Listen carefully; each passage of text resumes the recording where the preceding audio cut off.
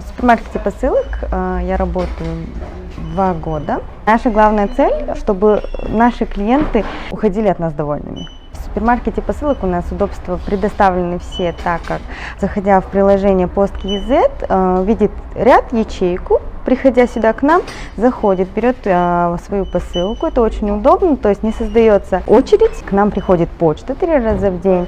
У нас есть сортировщик, он обрабатывает почту программно и дальше выкладывает каждую посылку в разные ячейки. Вся почта, которая приходит к нам с УСПП, то есть с участка сортировки, обрабатывается в течение часа. Это для того, чтобы клиенты своевременно забирали свои посылочки. Самая легкая посылка была, наверное, где-то грамма 3. Там бывает защитное стекло, такие мелочи. Заказывают с Алиэкспресса, заказывают по Казахстану посылки. А самая тяжелая посылка по 20-25 килограмм. К нам в супермаркет посылок приходит в среднем 200-300 клиентов. При этом один клиент может заказывать до 10 посылок, до 15 посылок. Также мы открываем карточки Алиэкспресс для удобства наших клиентов, чтобы они могли расплатиться безналичным. Есть преимущество, кэшбэк, то есть все для наших клиентов.